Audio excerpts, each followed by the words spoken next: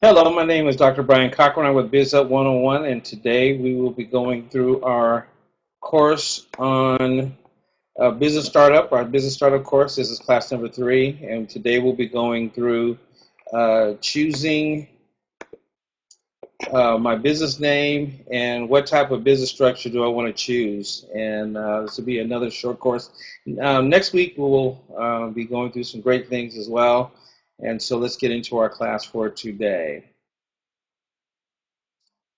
Choosing a business name is what we're going to start with today. What do I name my business? And that's not as important as it used to be. It used to be really important in the past because of um, not having the internet, but with the internet, the invention of the internet, corny and cool names have come out because of it. So, ethnic names were pretty dominant. Ethnic is gone, and different certain names that would pigeonhole you has changed. So it's a lot broader than it used to be. So let me say that up front before we get into our class today.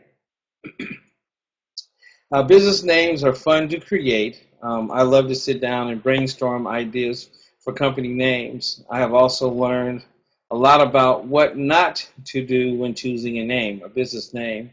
So here are some basic rules to keep you in mind as you choose your name. Also, if you have already decided on a name, you need to look at these rules to make sure your name is clear and easy to understand, because I've found in the past that names have been pretty complex. So I remember, I'll use myself as an example. I have a music division of our company that we put together, and it was funny because I chose the name Musicpreneur, and one of my friends who has been in the music industry over 20 years and has his own independent record label that does, he's actually the number one Chicano rap label in the country.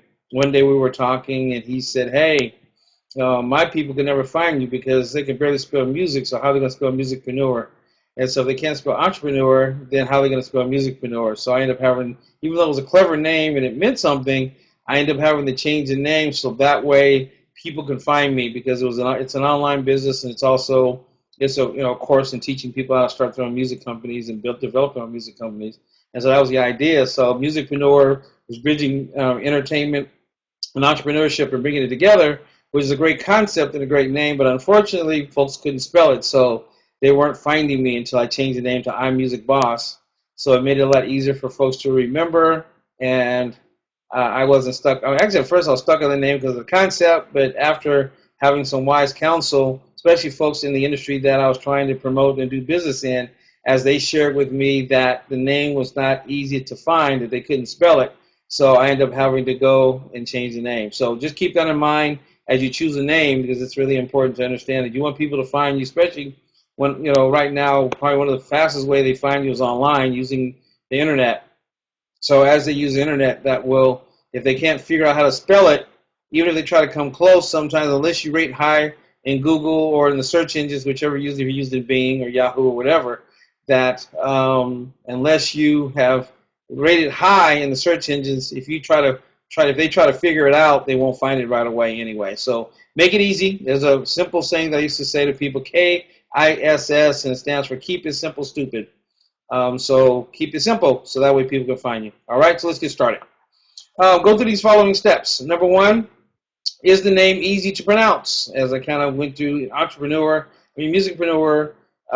it sounds fun and easy, but it wasn't easy for people to pronounce or find. So I keep that in mind. Again, I'll keep saying it over and over again, so that way you don't get too deep, and keep it simple. Will you have to repeat it several times or many times, or every time someone calls your office? And you should do it anyway for branding purposes. But if they don't get the name at first, it's going to be hard for them to remember, because if it's hard to remember, they'll remember the service before they remember the name. But other people probably do the service or the product that you're selling. Someone else probably does it anyway. So if they can't remember your name the next time they're looking for it, for branding purposes, again, keep it simple.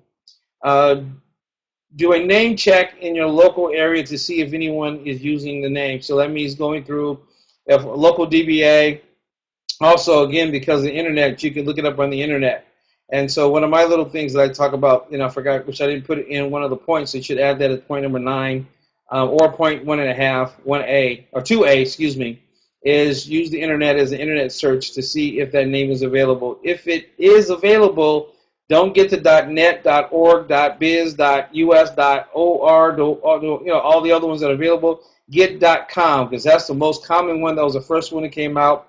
So most folks are going to look for the .com before they look for the .biz or .org or .net.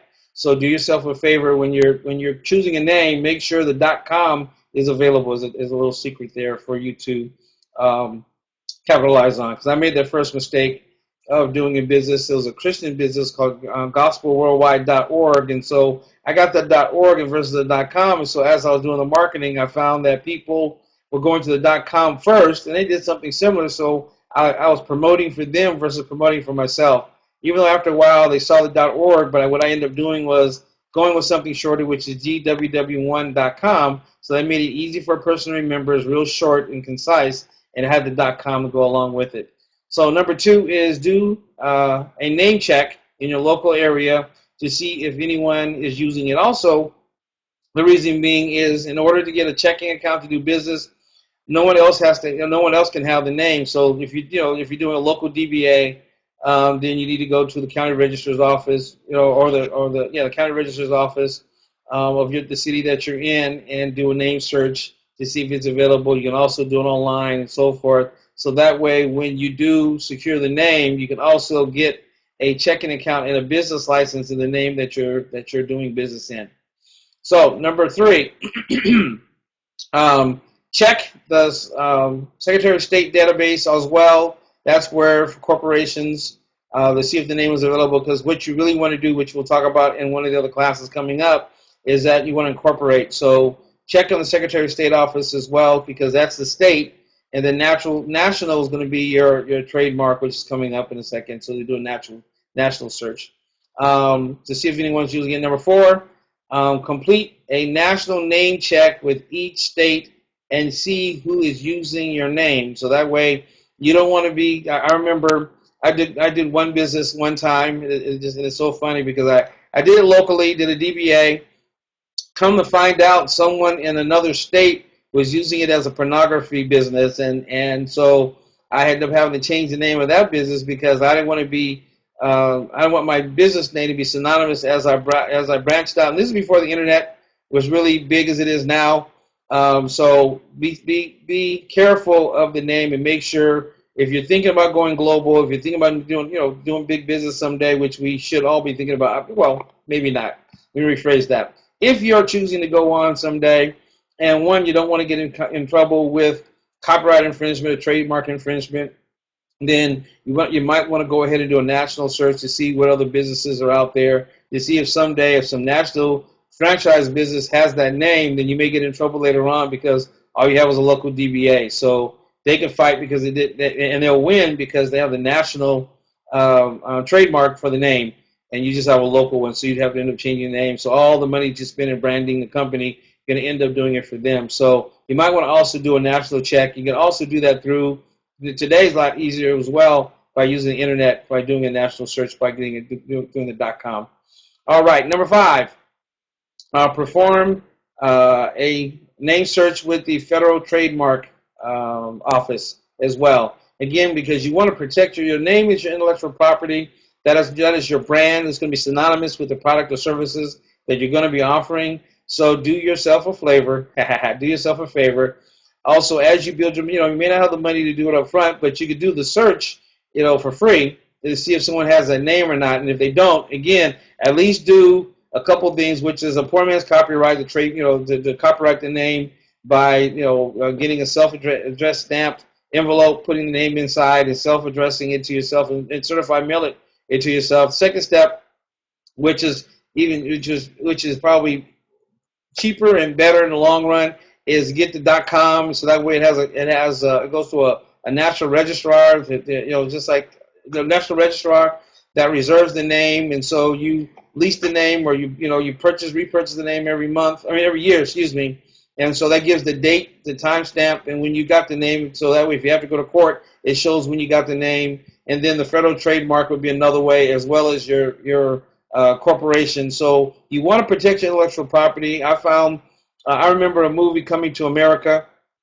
and it was a comedy with Eddie Murphy, and I can remember that someone one of the characters in the movie the father had a restaurant called McDougal's or something like that, and it had the golden arches, and they changed the arches and called it something else. But the funny thing about it is that it had the golden arches, which is trademarked and copyrighted, and they were being sued, but no, I think they were being sued. Anyway, you don't want somebody to bite you to take what you've built as far as your brand and use it for their personal gain. So make sure you do all your intellectual, protect your intellectual property, because your name is the initial part that people are going to recognize and remember before your product or service, in most cases.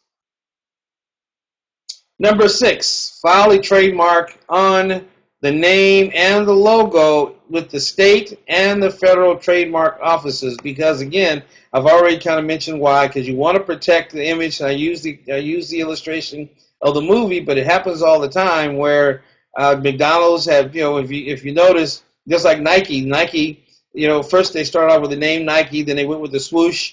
They trademarked swoosh, they trademarked the swoosh, which was part of the shoe. And so anything that you try to do resembling that, what they've done is they trademarked it, so that way you can't turn around and bite them. So that way they lose money because you're using their name or their image or their likeness or the logo. So make sure, you may not be able to afford you right now when you first get your business started, but keep that in mind and hold on to this part of the presentation, like all of them. Download them. Make sure you hold on to them, so that way you can go back to future references.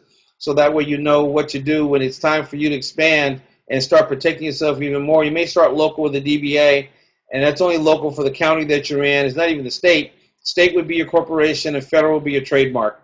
You can do a state trademark and do a national trademark based upon whichever direction that you go into. So I would suggest make sure you do a DBA. Make sure you do a local, at least a corporation, so that way it protects you in the state of California.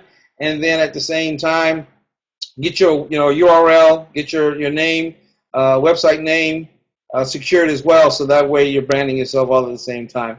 Number 7, if using a corporation, you will want an ending of your name to include the following: Inc., Incorporated, Corporation, Corp, or Ltd.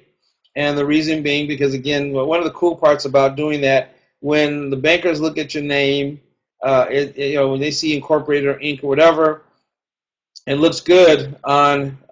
It looks when you stand up next to McDonald's or Jack in the Box or AAA or Samsung or Verizon or whoever. That the only difference is your balance sheet, which is your assets and your assets versus liability. So, but corporations are thought more highly than a DBA anyway. So you might want to incorporate and make sure when you do your trademark, and to add that to it as well, so that way you're protecting it as a corporation versus a local business. All right, more details in this section in the business organization portion of our class, but I don't think we're going to be going into depth with that. But what you can do, I just finished writing a manual. It's called Business Startup 101, and it'll have more details at the end of our lesson that you can pick up the book, which goes into greater detail. All righty, number 8. Check your state for certain words that may not be allowed without specific licenses or approval, such as bank, school, college, insurance, real estate, medical, and trust. Those are the A through G. Those you need specific licenses in order to put those in your name, because they have certain regulations that come along with it, that you got certain associations and certain licenses that you have to have in order to be in that industry. So before you do that, make sure you get the licenses, so that way you protect yourself, so you don't get in trouble in the long haul. All right, let's go back over them real quick. Number 1, make sure the name is easily pronounced. Number 2, do a name check locally in your local area. See if anybody's using it. Number 3, check with your Secretary of State. Number 4, complete a national check. So that way, again, at least the state and then as well as national. Work on a federal trademark eventually. so that way you protect it nationally. Number 6, file a trademark with your name and the logo, so that way you protect your image as well as your name. If you're using a corporation, make sure it has incorporated Inc., Corporation, Corp, or LTD. All right, and number 8, make sure certain words are not allowed based upon needing licensing, special approval, and you see that list there for those approvals, which is bank, school, college, insurance, real estate, medical, and trust. All right, we're going into the next section of our class today, and this section is going over the business model options that you have available to you and the different types of businesses that you're trying to, the business that you're trying to set up. Excuse me, let me get a drink of water real quick. All right. Thanks to technology, there are more business models to choose from than ever before.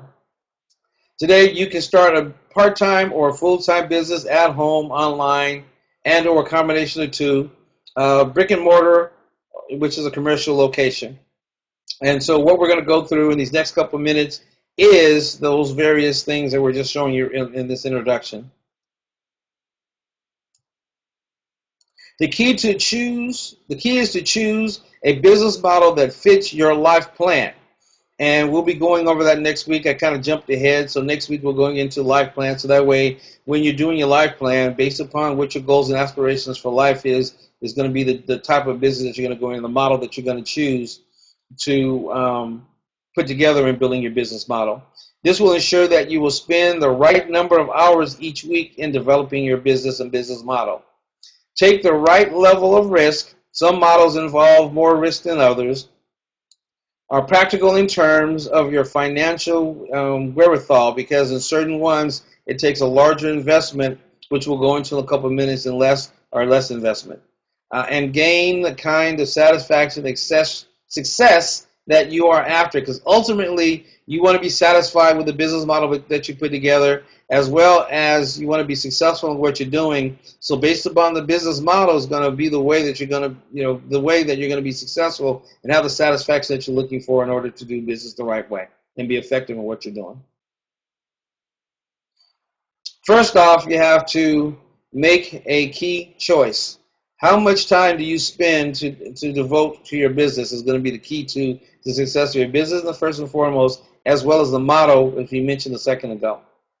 When you go for a full-time business model, you leave behind whatever you are doing previously to commit yourself completely to your startup, because if you don't, then it's going to fail. If you're going to be full-time in business, then you're going to have to devote your time like what I did for the last 14 years. I devoted all my time, day and night, putting together my business model and putting together the business, so when people see what we're doing, it's complete, and I don't have to worry about it failing, in a sense, because I took the time to put it together. When you make sure this leap, expect to spend more hours working than you ever did before for someone else. And again, because it's your own business, you want to do it right, you want to take your time. I found myself, and I don't want to scare you, but I want to be realistic in what it takes to build a successful business. Little time, little business, more time, more business, all time, all business. And so that means more success. The more time you spend putting together your model up front, the more success, and the time that it takes to do it, just like putting together a business plan. Within your business plan should be your business model of how you're going to operate your business, as far as what type of business what business structure is going to be.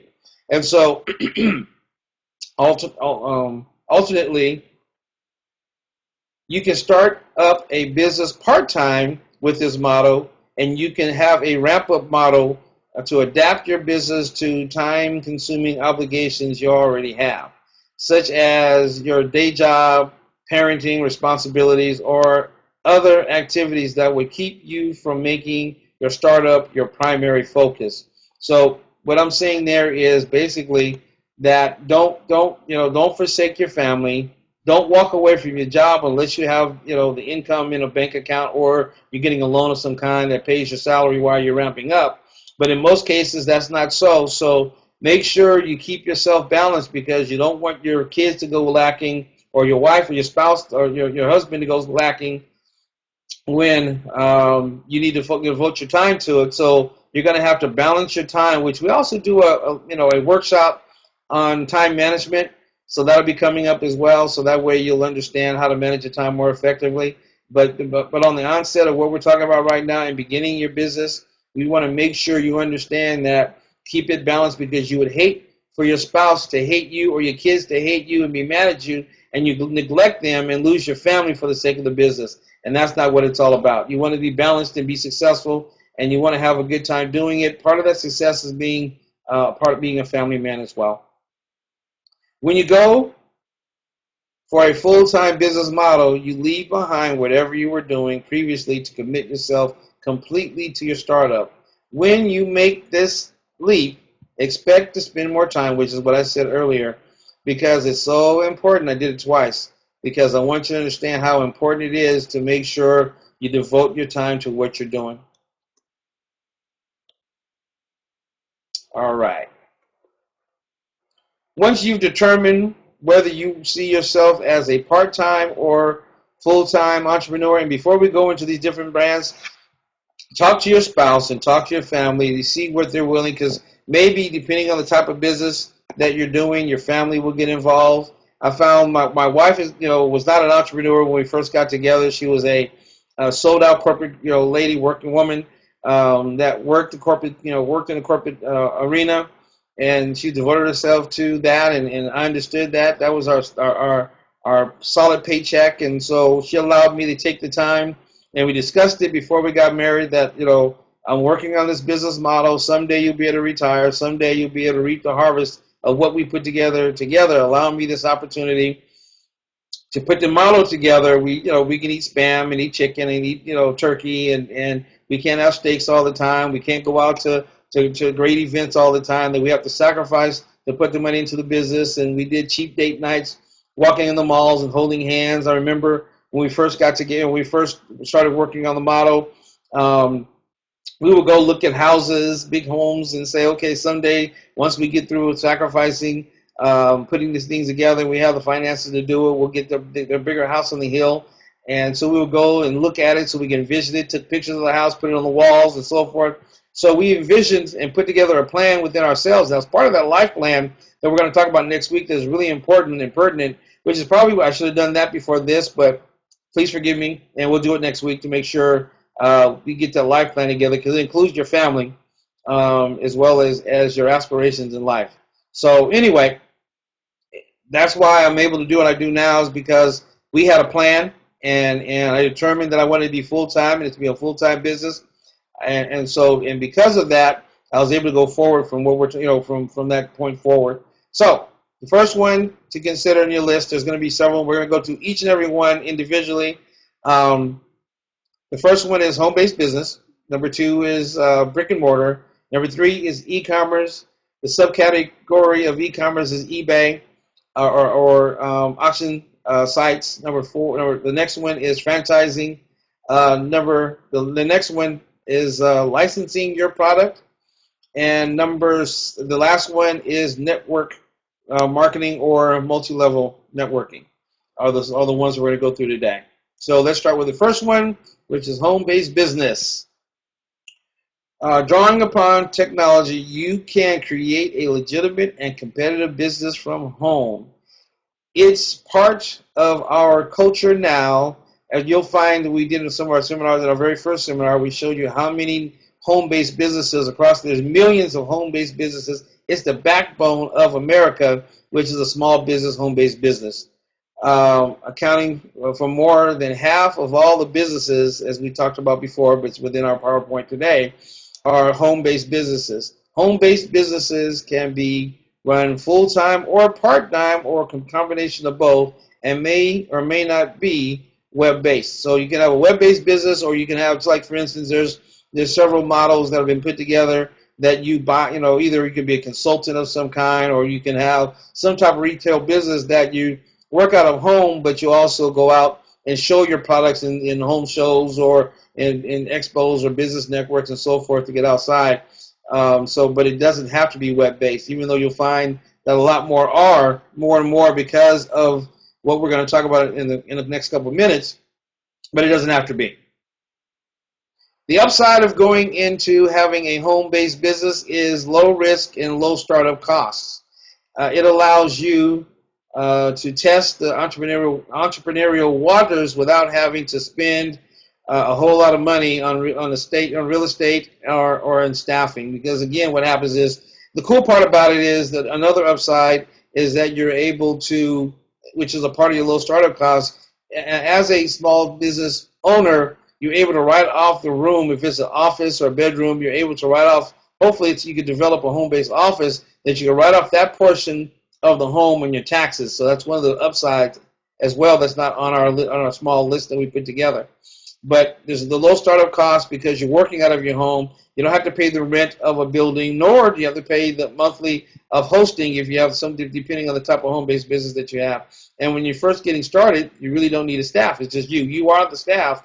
And whatever it is that you're selling or offering within your business, it's just you doing it. Easily scalable. You can make your home-based business as large or small or big as small or small as you like to suit your existing commitments. Again, it goes back to such as parenthood or you have a day job. So another cool part and the upside to being a small business owner, home-based business owner, is that you can ramp up and get as large as you want to, or you can stay at home forever if you choose to because of family and friends. There's been great folks that have become millionaires working from home. So based upon your model, again, you can scale it small or stay small, or you can make it large depending on how much time you put into the business and how fast it grows based upon how much time you put into it or the product or service that you're offering. But the cool part about it is that you can expand because, you can, if you say you start in an office and you outgrow, you're selling, we'll just use this for instance, you see this right here. You're selling, little widgets of some kind that you can put your shelving inside your office. If you outgrow your office, you can move into the garage if you have a garage, or even a storage bin that will cost you $30-40 a month. You can put the excess, product in storage, or you can do something called drop ship, which is in another class where you can work with vendors that will actually, you buy from them, you sell the product, and they ship it out for you, so you have no inventory costs, as everything is done through phone or through email or through online online solutions. So that way you're able to not have the inventory if you don't have the space. Which is the next category, outsourcing. A great strategy to keep things simple at home. You can contract with other companies to do your public relations, warehousing, shipping, website management, and even manufacturing. So all those things can be done. So that way you're able to not have to, if you don't have the space, if you're in an apartment where you don't have a garage or you don't have the space and you have a one-bedroom apartment or you don't have the room or space to do it, you can always outsource, which is what we do a lot of, because we found that I used to have a retail store, I had a small chain of retail stores, and in those stores I had a ton of product, and the problem was after a while I saw I had all this inventory and I was stuck in, and what happens is there's something called depreciation. So as soon as you buy it, it depreciates at least 10 to 20%, sometimes more, depending on the industry and the type of product. So when I went to return it, it was a 20% restocking fee off the top, and so I lost $20 by buying it up front. So what I started doing is I started working with vendors that would allow me to either buy on a day-to-day basis, or I was able to have them drop ship it for me, so that way I saved on buying product. So depending on your business model, depending if you're manufacturing your product, then you may not have the opportunity to do that. You're going to have some in stock because there's even a minimum of products that you have to buy or widgets you're going to have to purchase in order to get it manufactured. So in some cases, depending on what it is. But outsourcing, again, is a great strategy for you to be able to simplify your business, to get yourself started, get it up and running, and then as your business grows, it's scalable where you can use other vendors or other businesses or other companies to help you to grow your business. Now let's talk about the downside for a couple of minutes. Shipping activities and consumer traffic at residential properties are restricted by local zoning ordinances. So check your local government agencies for more details if you're able to do a home-based business or not. I know that in Los Angeles that they have become very, very, as well as in the state of California, they are becoming more small home-based business friendly, meaning that they've loosened up their regulations, even for baking. I remember back in the day, you had to go into a commercial kitchen, but you can go get a special license that they put together through the public health department, and you're able to do cooking at home, but you have to have a license in order to do so. So it's changed a little bit, but you need to check your local ordinances to find out, either your city or your state or county, depending on what you're in, to know what you can or can't do. So that could be a problem depending on the type of business. They may not allow, or your neighbors may get upset if you got. I remember one business in particular. I live out about 30 some odd miles outside of Los Angeles, and there's another suburb city called Diamond Bar. And Diamond Bar would be considered a little more upscale. They got some $1 million, multi-million-dollar homes where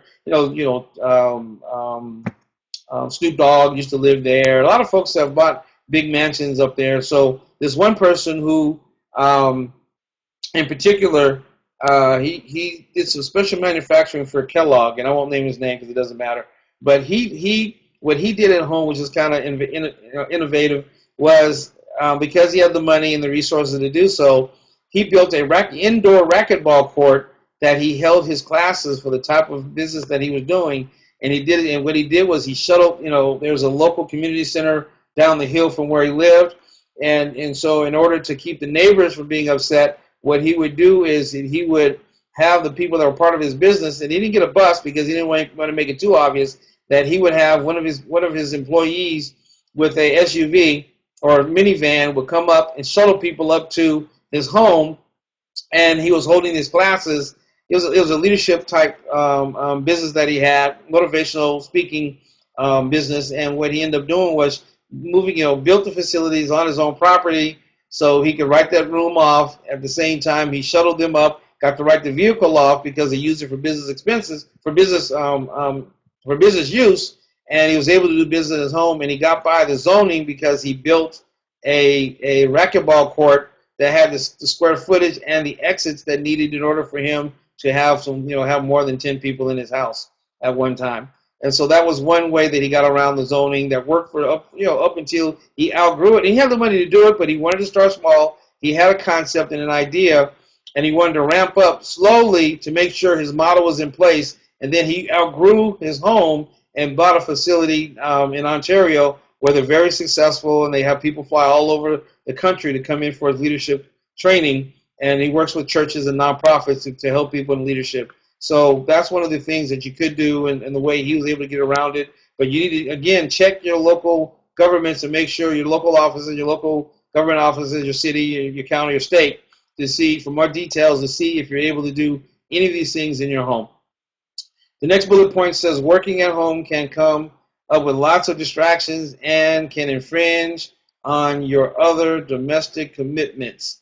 And I can say amen to that one because that happens to me for a couple of reasons. One, for me, it's hard to work at home because of the distractions of the refrigerator, the couch, the TV, the cupboards, with the food in it. So what I found, the problem that I've had was I would always be taking naps, or I'll get back to it. Even like today, I started late today because Mondays I don't go to the office. I work from home, so I wait because my wife doesn't go to work until late, so I can spend some time with her. I don't go in, so I end up working from home. But I get started so late because it's so comfortable being at home. So for me, I have to, even if I have to go to a coffee shop, I have to get outside of the house to work from outside of the house. As well as, my wife doesn't like a whole lot of people, so I had an internet radio station that when the hard times came a while back, I had to move out of the location I was in because the banking industry went upside down. I couldn't get a loan, and so I ended up closing the radio station. So I had to move back home. Well, I couldn't bring people in the house because of that's my home, and it's a home and not a house. And so my wife didn't feel comfortable, as well as I didn't feel comfortable because people coming in for interviews and people trampling all over the house with, just my wife wasn't cool with it, which I understood it, and I wasn't mad at her. So I ended up having to do something else. But just be mindful of your domestic commitments and making sure you take care of home, keep your home clean, and make sure you keep it presentable if you're able to do it. And so that way, your wife or your spouse, I'm a man, so your spouse will not be upset if you do your business at home. Number three, if foot traffic is necessary in your home may not be the desired impression on your customers. Because again, first impressions is everything, even though it's a home-based business. And so you may want to do something called executive suites, where you can rent it by the day, the week, or the month. You get a small office or desk, or get an area that you're able to work out of. They have a conference room or a meeting room that you can meet in. So that may be an alternative, that you do most of your business at home. But when you're meeting with the public, maybe you'll have to go to something like that. Or what I used to do and still do to this day is come and have a cup of coffee. Let's meet over at the coffee shop and have a cup of coffee, and through it, so it's less formal, but it still looks professional. And so I still dress professional, look professional, still can give a professional presentation. And when I was first growing my business as well, and I still do it to this day, a lot of restaurants like Denny's will have where you can rent their space for next to nothing. It's like between either buying a cup of coffee or $30 to $50 to maybe $100 that you're able to use their facilities for larger meetings. So that way you can still work out of home, but you also have some alternatives to be able to, if the traffic is larger, then you got to come up with something alternatives. Just like there's a lot of folks that they store their products at home and do business at home. But I have a friend that he does swap meets, or he does bazaars and fairs and expos and events that he takes his product to. So the people don't come to his home; he comes to the events that he he's a vendor of, and so that way they go there and buy the products there. And so that may be an alternative as well. So the downside again is if depending on the zoning ordinances in your local area, you may be restricted by that in order to do certain things, as well as distractions at home may infringe on your wife or your family or your husband or spouse or whatever, that may restrict you from doing it. Because if you infringe at home and take over the house, where I remember I have a friend that his zeal overtook the house, where he bought tons and tons. There was Tom Bosley, I think it was him. He was doing something called SCM or SMC. I think it was SMC. And he went crazy. He bought tons and tons and tons of product, brought his shelving and put it all over the house. Every room in the house had shelving where he infringed on the house. And so it took over the house. So he stopped doing, his home chores for washing dishes or washing clothes or doing the lawn or whatever, because he got so consumed that he wasn't balanced, as well as forgot about the family and forgot about, the commitment that he made that he was going to be balanced in what he was doing. He chose to buy product and took over the house, and the house became the business instead of the house being a home. So don't get caught up in that. Make sure you stay balanced in what you do.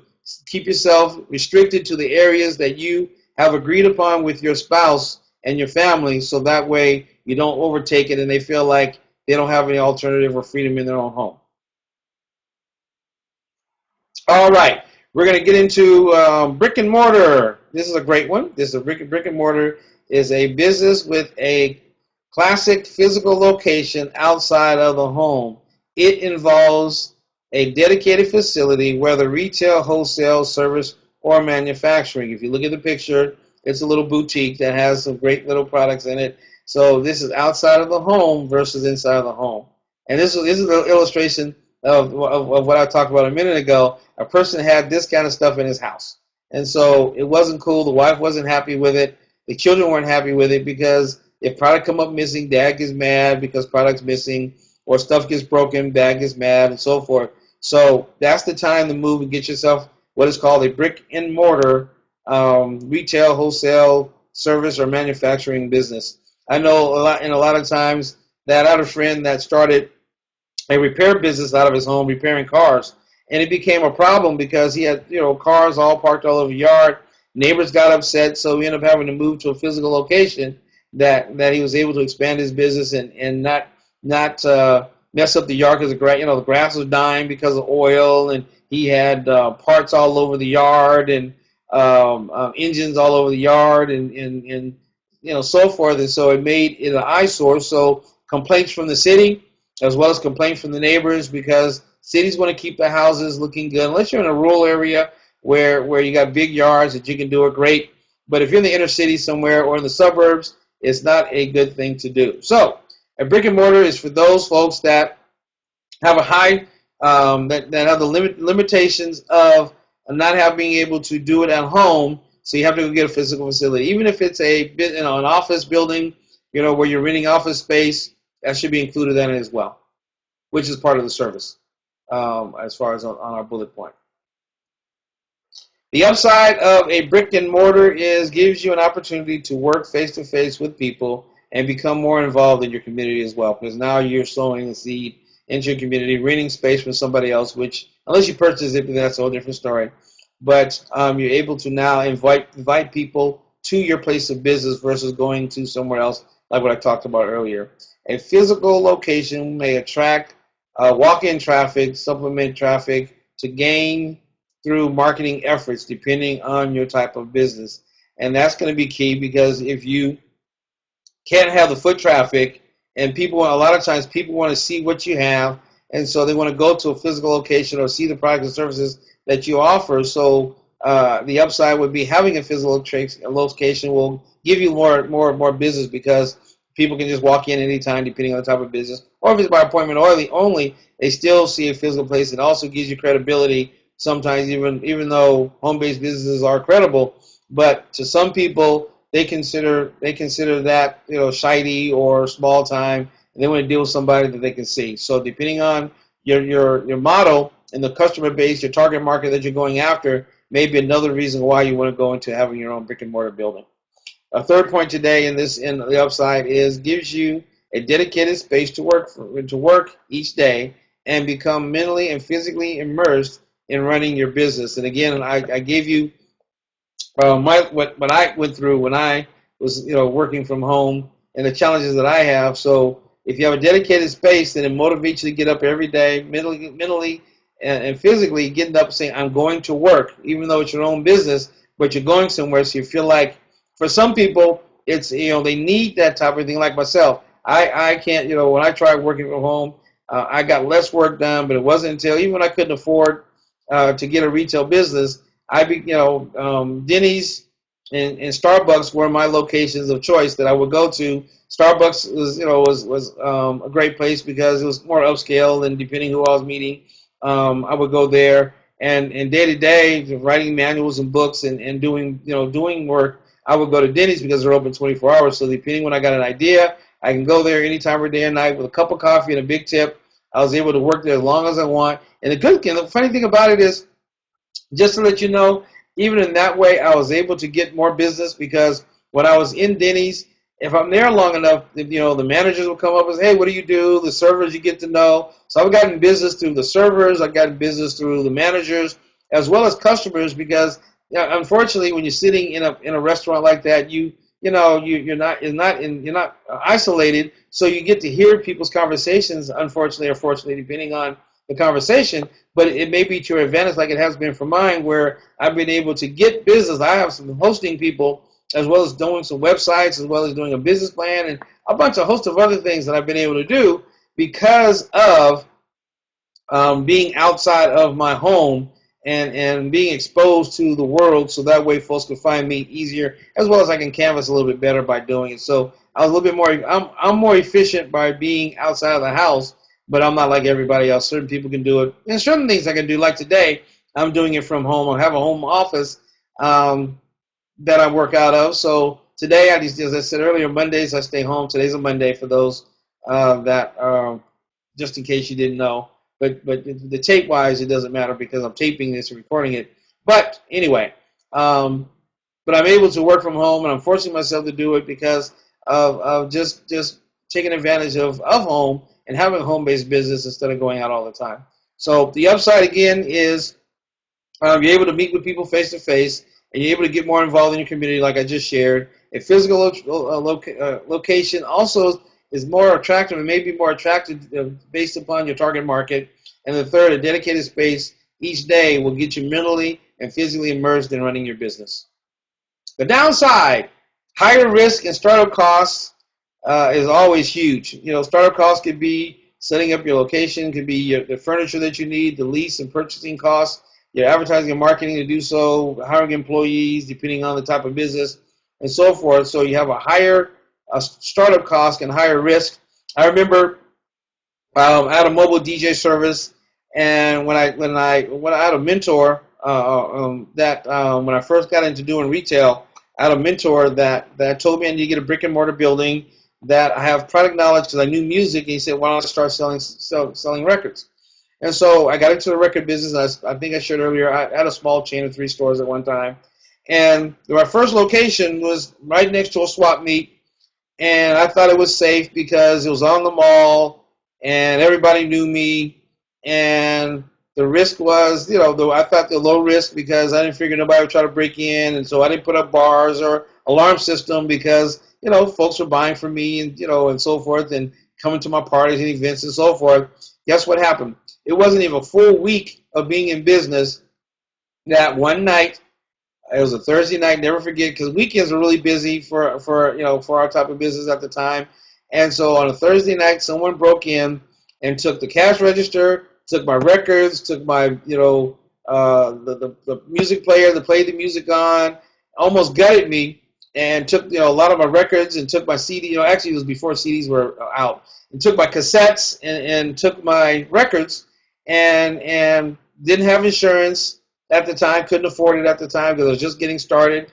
And so the risk was higher because I end up not securing it because not having all the money to do it the right way, because the startup cost a little bit more than I had at the time. I had more money in product than I did in actually securing, making sure the business was secure, having either an alarm system or putting up bars. I ended up having to put in bars and an alarm system, and the rest is history. But it was a valuable lesson. That was one of the downsides of going into a brick and mortar business without counting up the cost to see if I was able to afford to do it at the time. Number 2, requires a full-time commitment up front to get the facility ready for business. And I've seen people where they did it part-time because they had a part-time job, but it took them almost 6 months to get the business up and running, just to get it for the paint, the carpet, getting all the fixtures in place and so forth. That because they had a full-time job and they're doing it part-time, they're spending all their money in rent to get it up and running because they didn't want to hire a company to go in and set it up for them. They wanted to do it themselves. So it cost them more money in the long run because of being committed to something else and not being able to put full-time commitment into the upfront to get the facility ready, and then either putting in a staff member, hiring staff and so forth in order to do it. So the downside of having a brick and mortar is going to be getting it set up, and it's going to take a full-time commitment. Unless you have the budget to do so, then disregard it. Then that's not a downside; it's an upside because you already have counted up the cost. You're able to build it. You're able to staff it. You're able to set it up at that time, and so you're able to do it even if at a part-time basis. You can hire a consultant to set your business up for you, or if you have the time to do it and it takes a long time to do it, then it's okay too, because basically it's your business and your business model. If your concept is retail oriented, you must acquire inventory to merchandise your store, because I'm going to use this example. At one of the Denny's that I frequent, there's a lady just opened up a business, and it's a cupcake business. And so she spent all her money, on the back end of the business of all the baking equipment that's needed to do the baking, and then her displays look really, really thin. And so when people come in, there was, they didn't have, enough product to make it look full. So it looked like they were just beginning, or they didn't even look like they were open, or they were so not together that they lost business because of it. So if you're doing a retail type of business, make sure it's fully stocked. Like the very first picture I was showing, the brick and mortar, it was fully stocked and looked really neat and really nice and really clean, and not gaudy and shoddy, but professional. So that way, when people come in, it's been staged to look professional, staged that you want to sell, and that people can find the product easy, and it looks like you have enough money to do business. Even if you don't, make it look so. So that way you don't lose by comparison. Let's go over the downside. Oh, we already know the downside. Next is e-commerce, and this is where the world has exploded, and more small home-based businesses have evolved because of that. In this model, you don't have foot traffic in your business or your home. It's all the traffic is based upon sending them to a website. You sell your product through your website to consumers or to other businesses, B2B or B2C is what that stands for.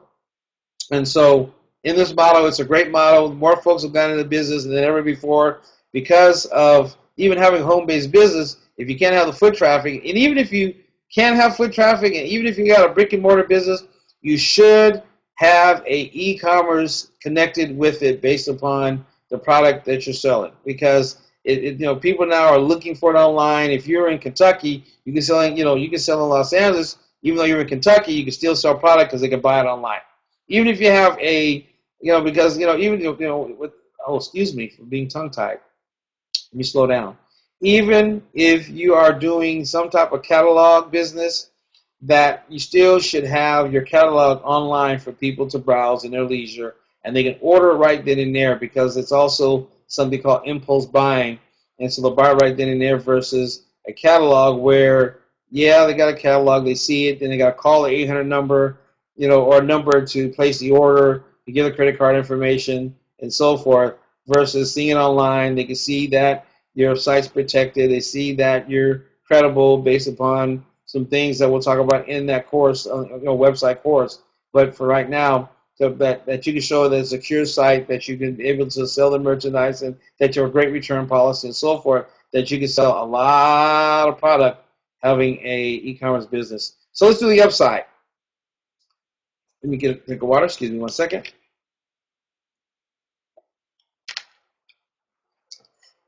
As with home-based businesses, this is a low-risk, lower-cost business to start up. You don't necessarily need lots of personnel or inventory or even a facility. You can choose to work this part-time or full-time, or full-time or part-time. Easily scalable.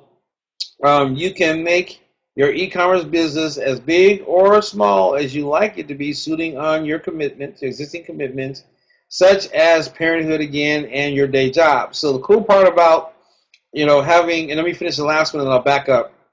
You can tap into a national or even global customer base through the internet as well to market and promote your business and get general global sales, which is what hopefully you want to do.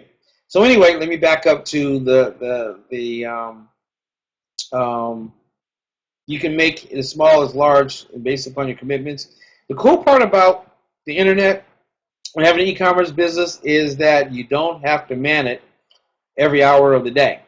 You can do it once a day. You can do it once a week, depending on the type of business model you can have. You can check it at midnight. You can check it at 6 o'clock in the morning. You can check it at 5 o'clock in the afternoon to see what sales you have. The cool part about it is, depending on the e-commerce system, it'll send you an email to your smartphone or to your phone to let you know that you got a sale.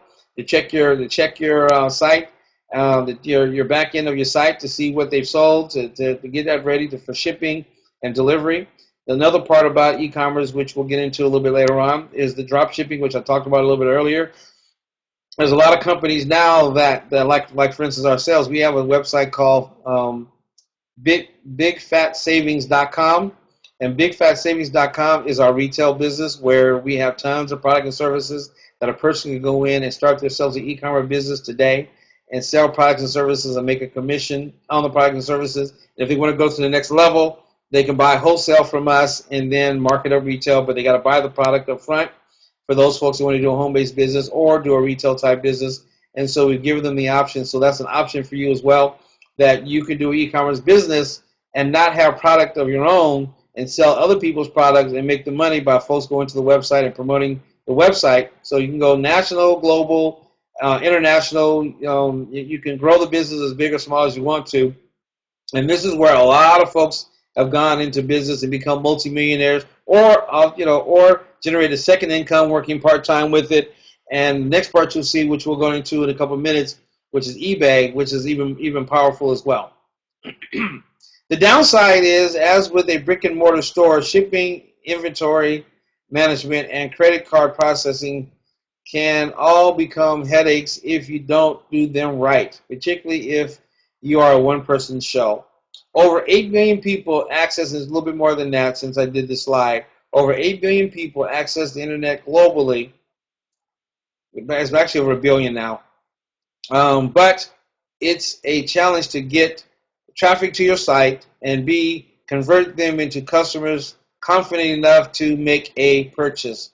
And so there's the customer base is there, and building up credibility is key to the success of e-commerce business. And there's some ways of doing that through the way you market and promote by blogging and some other things that you do, and joining certain associations that will give you the credibility, as well as some HTTPS, HTTPS, which is a secure website, and as well as getting certain things that you get accredited through different agencies to show that you are a company that's credible enough to be able to buy from.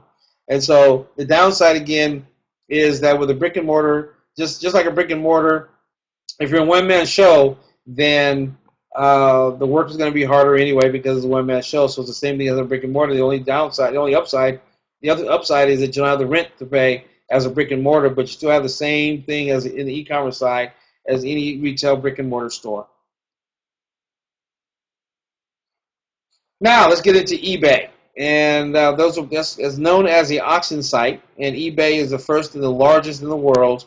It's a subcategory of e-commerce, but one big enough to consider on its own. eBay can serve as a location for your online store and allow you to tap into its huge marketplace. And what they've done is they set it up as a place for folks. It started off as folks finding stuff in the garage, what's in your house, what's in your stuff that you're not using anymore, and then you put it into on their site, and people all over what your discard is somebody's reward or treasure.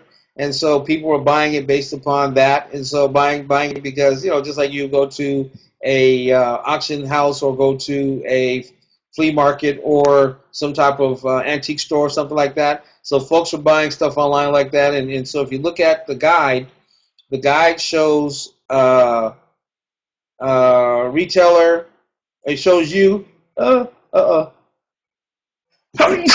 Ooh, excuse me. You are the one. You list your items on eBay, and then it's an auction site, so it goes to the highest bidder. The bidder wins. Then what happens is they've got a e-commerce, not e-commerce. They have a solution for you to be able, a payment solution that you will be able to pay for it through PayPal. And then what happened is that it will go to you. Then you would send it to your dropshipper or wholesaler, and then the wholesaler dropshipper will send it out to the buyer for you, or you do it yourself, whichever your model is set up to do. So it's a great way and an awesome way people have been able to make a part-time or full-time living utilizing eBay or auction sites as a whole. There's tons of auction sites out there. We even have one on Biz Startup 101 that you're able to put. We don't, it's not as big, nowhere close to eBay, of course, but you're able to put products and services up there, products up there that you want to get rid of and sell that, as well as new products that you can sell both through the auction site as well as through bigfatsavings.com. So let's go through the ups and downs of eBay or auction sites.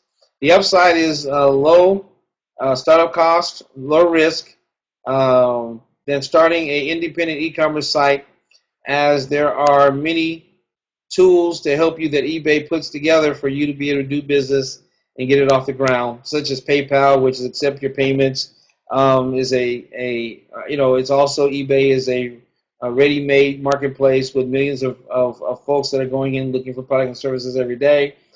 They have great templates that are already set up to make it look corporate and professional, and they have some marketing tools and market research tools for you to market and find your target market to do business in. Avoid having to build website traffic from scratch, because they already have a huge following, so you're able worldwide, so you're able to tap into the existing database that they have. I have a friend that, oh man, I have a friend that he had the same thing. He was in retail business and had a huge music store, and he's probably one of the largest record as in vinyl collectors in the world. And what he did was when he started at eBay, well, long before I did. I never really got into eBay because I just didn't get it, and I was working on a different. I mean, I got it, but it was just I was working on my own model and own system. So I didn't get into eBay. I understood it and knew all about it, and we have our own version of it. But he was able to capitalize in his store because as retail businesses, especially in record sales, dwindled and folks are starting to go online, he took advantage of not having to market and promote his store by putting his product online and putting it in on eBay, and he was able to sell more merchandise online than he was in the store. And so he owned the property, and what he ended up doing was giving a service package to all his employees, closing the store, and using the store for storage to ship the products outside of the store because it cost him less money to do that than for him to have a retail store. The downside of eBay is as a brick and mortar store, shipping, inventory management, and credit card processing can become a headache, just like the other ones before. Particularly as a one-person show. Even with the guaranteed traffic that eBay offers, you still face stiff competition with existing sellers all over the world who are already staked their claim and built up strong feedback ratings and a customer base.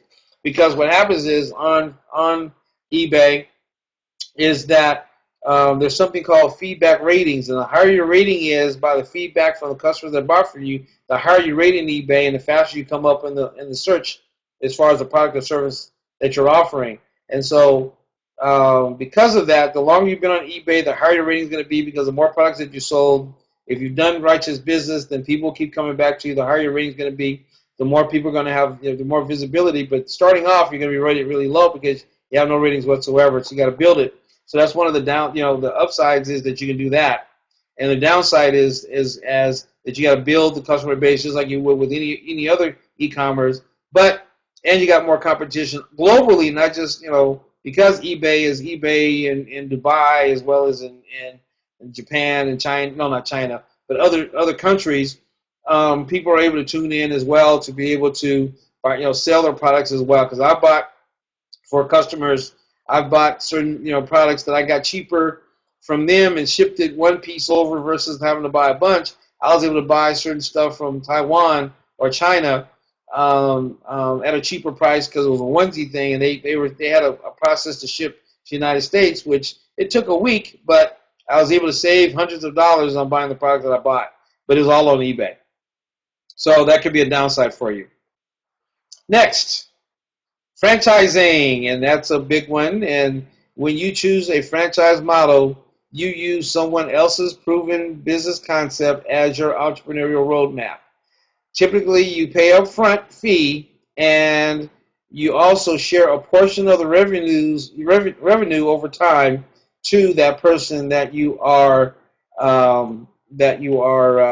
franchising from. And so if you look over here on the right side, you look at some of the folks that are franchise companies, McDonald's, Pizza Hut, and so forth. And what happens is the basic concept of the motto is that there's a franchise headquarters where you buy, where they house the products. Then you have your where you buy your products from and you buy your franchise from. And then underneath that, you become a franchise owner or operator. And then you have the end user. So what happens is well, let's go into it and I'll go back. I'll come back. I'm getting ahead of myself. The upside is a lower risk than operating an independent brick and mortar business because franchising proves you with a streamlined process to start or system to start your business, as well as the support for marketing, business plan samples and estimates, assistance with real estate issues, and staff training. Number two, provide you with a recognized, established brand to attract customers more quickly, to illustrate a lower risk inherent in a franchise. Success rates for franchises are higher than non-franchise businesses. So meaning that with a franchise, I have a friend that owns 14 McDonald's, and he's a multimillionaire selling burgers. And because of the success rate of the franchise, he's able to capitalize on it and just built upon it from there. It was funny because he tried opening up his own non-franchise business, but because of McDonald's having a system put together, he didn't have a system, and so he didn't do it. He didn't, the target market is done for him, the business plan is done for him. Everything for as a franchisee, everything is done for you. All you need to do is, and even in certain instances, a location is already chosen for you. So all you have to do from that is just show up, get the training on the system, and then work the system. That's the most powerful part about franchising is that you have to have no product knowledge at first. They'll train you, they'll staff you, they'll give you the business plan, they'll give you the marketing support, they'll handle the business. Everything you do, you just come in and operate the business on a day-to-day basis, and you generate cash flow and make a living by utilizing somebody else's franchise.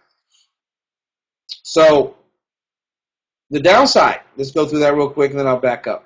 All right.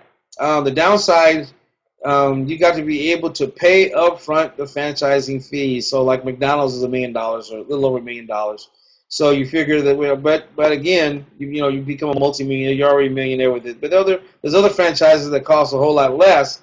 But I'm just showing you McDonald's because I know the startup cost for them.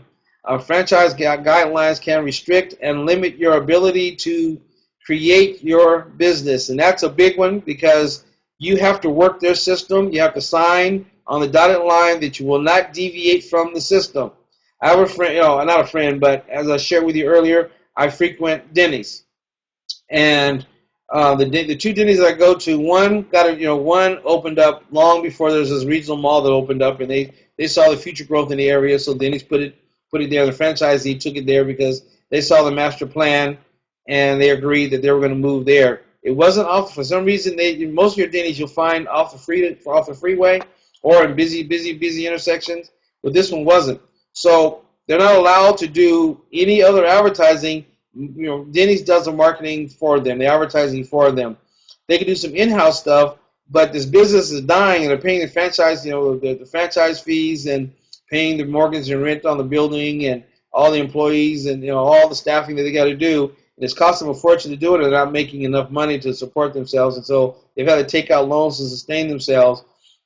They're even thinking about changing the name and going independent because in that target market, in that area where they are, they need different type of advertising that's specific to that area, and they're not able to do so. So because of that, it hinders them and limits them on being able to market and promote their business. And what they've had to do is, for instance, which kind of works, but it doesn't work, they've offered a discount between 2 p.m. and 5 p.m., 50% off your check. So whatever you buy between 2 and 5 or 2 and 6, you're able to get a 50% discount, and they're using word of mouth as a way of doing it. So that limits you on how you're able to market and promote your business.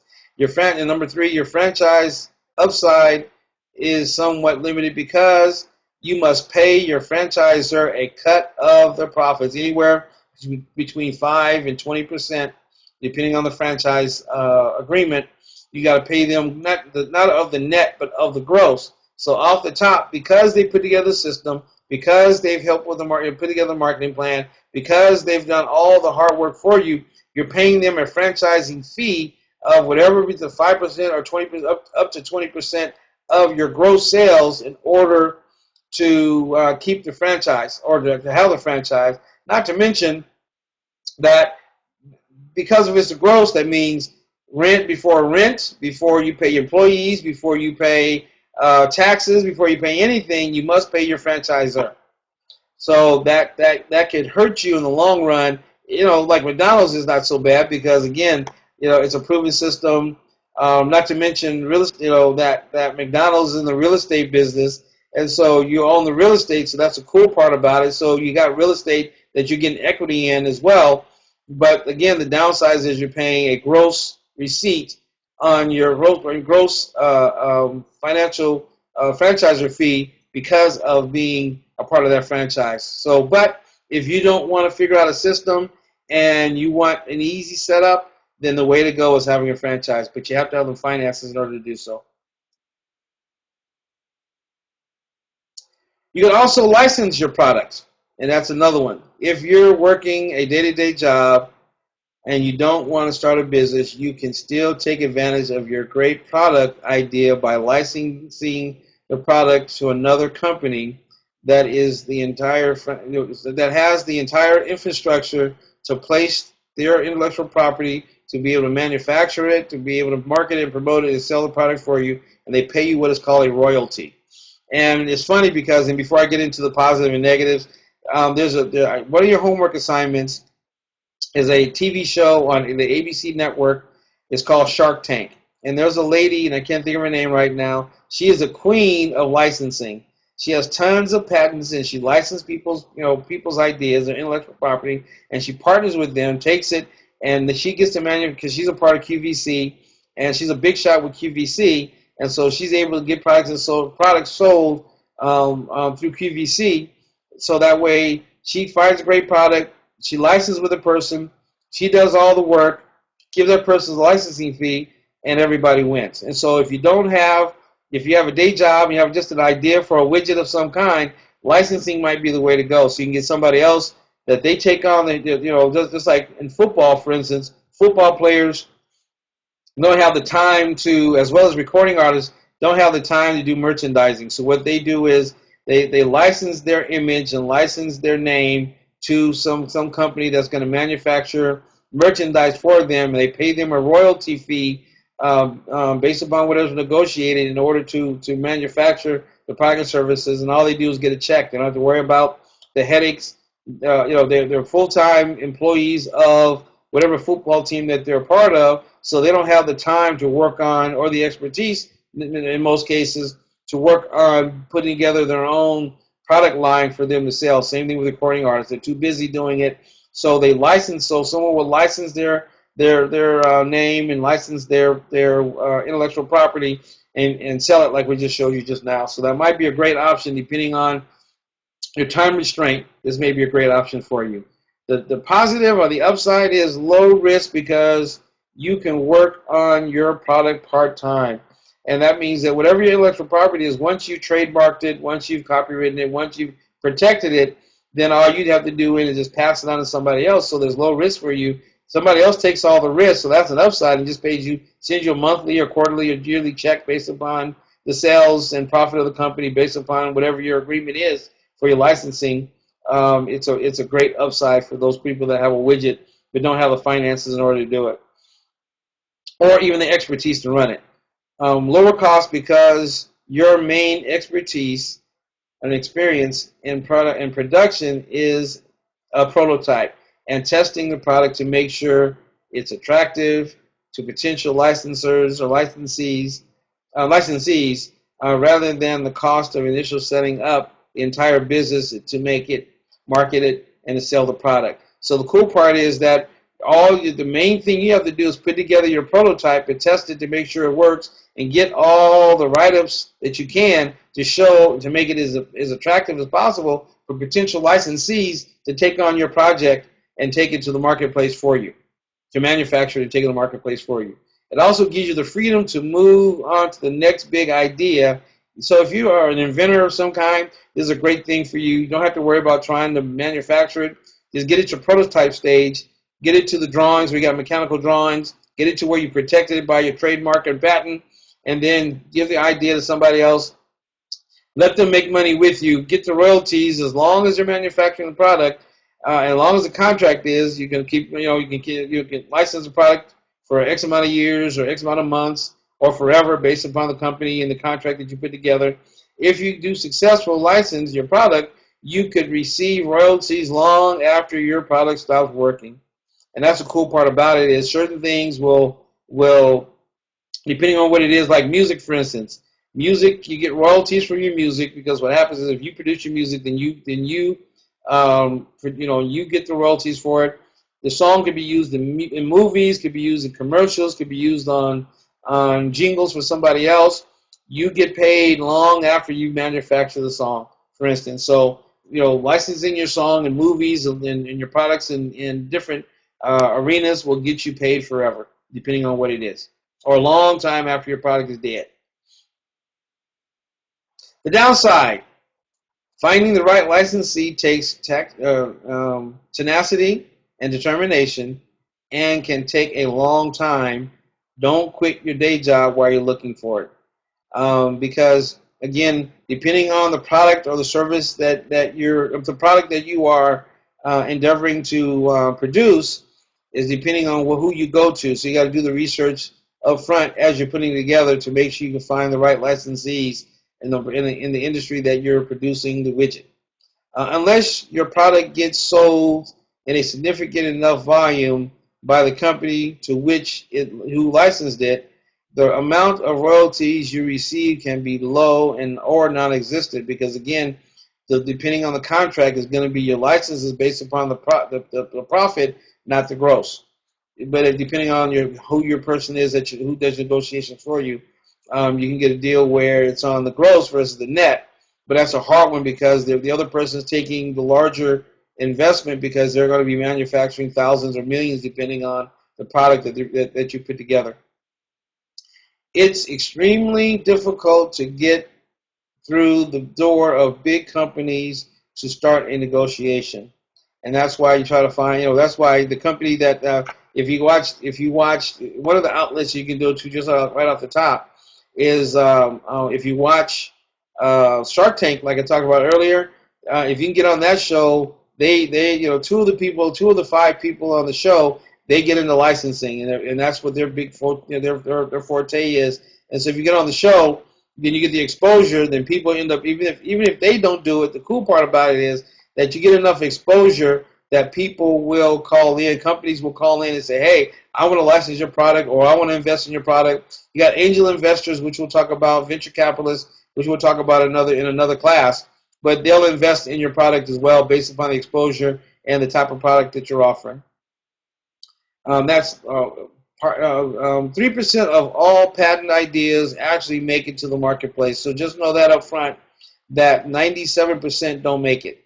And so you might have to go on, and after a while, you may end up going to have to get some finances, which we talk about in another class, get the finances to actually go ahead and do the manufacturing and sales.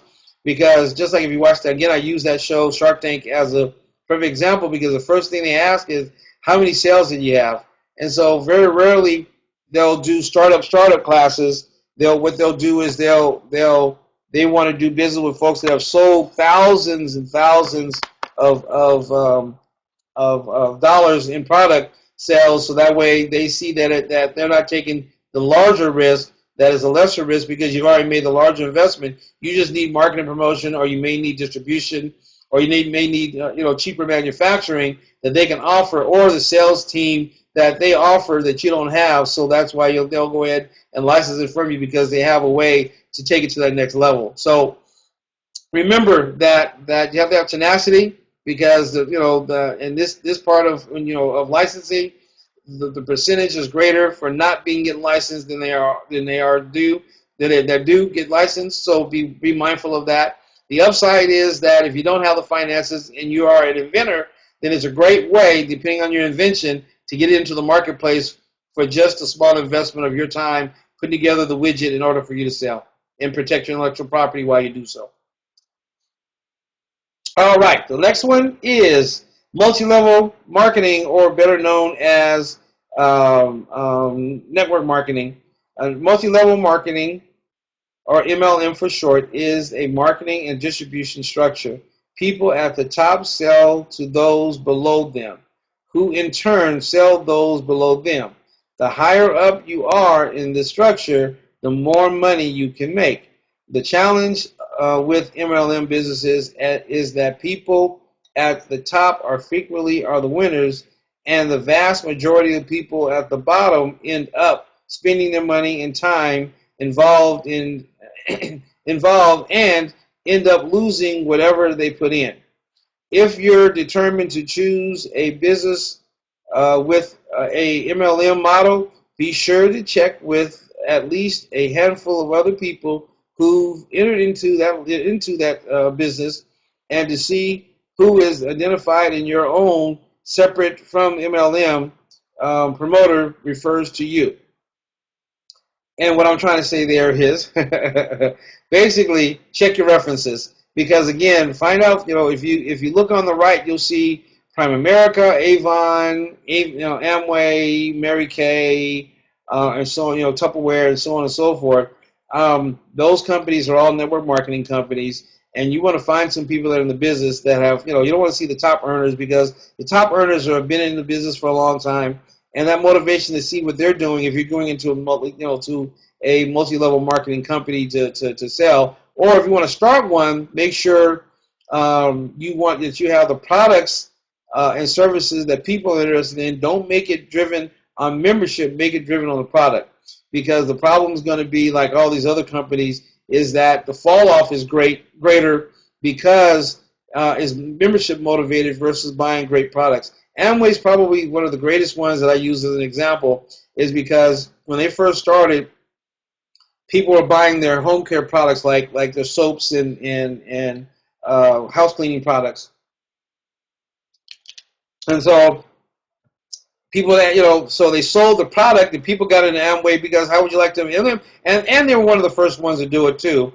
So, but the key to their success had been that they had products that were usable, that housewives were using at the time, that wanted to, and at the same time earn extra money. So they were using products themselves, and by the time, people are always trying to find the best way and most cost-effective way to buy products for home and whatever. So word of mouth spread, and so that's how they built their company. So for you, based upon what you're trying to do, you can look at these companies. There's tons of companies out there that offer network marketing as far as a multi-level marketing business structure. But if you want to start your own as well, you can also see us. We can help you set up your own. If you don't know how, as far as putting together a comp plan and promotional material and all that kind of stuff, it's a lot more time consuming in putting that together, as well as putting together a product, because that's the sales model, is where you got to marketing. But it's doable, and you can make money in it. There's something also called affiliate marketing, which I should have put there as well. Affiliate marketing is similar to multi-level marketing. The percentages are smaller, the buy-in is less, and a lot of companies are doing it and offering affiliate because if you're doing a multi-level, there's some associations and some fees and things you got to pay and attorneys that you got to have, and be in compliance that's different than you would as an affiliate marketing. So you can do an affiliate marketing business where you can offer a commission versus having a sales staff. And that's what the power of network marketing as a whole is, that instead of hiring a sales staff, people are paying, just like franchises, paying a fee to sell the product and services for you. It's leveraging. That's what Robert Kiyosaki talks about: leveraging people, leveraging your resources. And so by leveraging your resources, people are selling products and services for you, and they're making money based upon the products and services that you're offering. You're partnering together and not paying them to play, so to speak, but you're paying, they're paying you to sell your products for you, so you get your money up front for the product. So you sold the product up front, and then they go out and sell the product. So that way, again, that limits your liability, because someone else is buying the products, and you're going to manufacture products based upon the sales of the people that are part of your network marketing company. So as an affiliate marketing company, you can offer again, based upon you can only go down 5 levels and 5 across, because of the way the structure is set up for the direct sales marketing industry. With network marketing, you can go infinity based upon the business structure and based upon going through and getting the permits to do as a network marketing company. Both are powerful. Let's go through the pros and the cons, or the upsides and downsides. Typically, limited startup costs, a membership or initial inventory commitment. If you're going to go in as a business to sell someone else's products, is viable home-based business, so you can do it at home or online. You are provided prepackaged tools, products, and sales techniques to sell the product, so that you don't have to develop the strategy. Just like franchises, you're basically taking a franchise on a smaller scale and getting in for a membership or initial inventory, and you're using their name and using their brand in order to sell the product or services. So that's a great upstart. Plus, they do all the thinking for you. All you do is learn the system and work the system just like a franchise would, but without the commitment that a franchise takes. Now, the downside is most people lose money in MLM activities because they can't sell the product as effectively as those that they thought they could.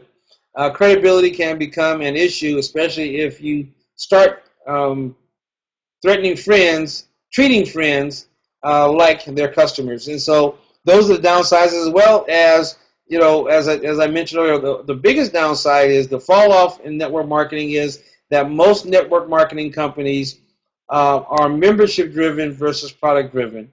And because it's membership driven, the fallout is because of what is just said in the first bullet point is most people lose money in MLOs because they can't sell the product effectively, because most of us get into it because of the hype.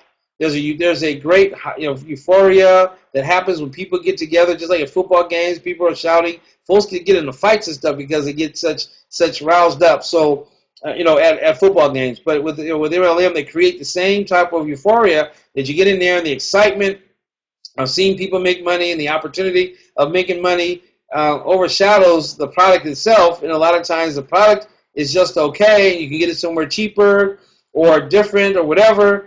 And it's all about the memberships. And so what happens is you end up alienating your friends and family because that's your hot market or your warm market, what it's called. And your hot market or warm market is your friends and family to start with.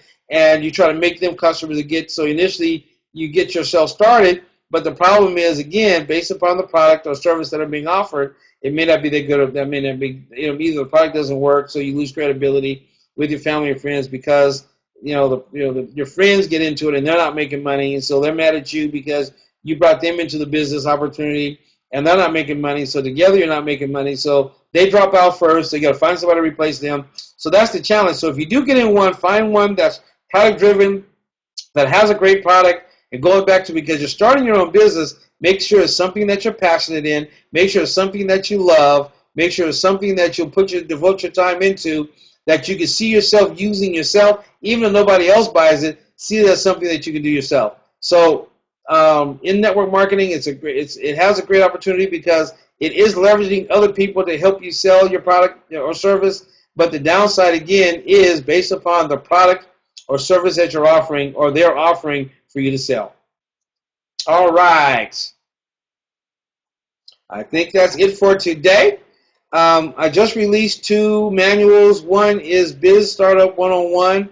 It's the steps to starting your new business.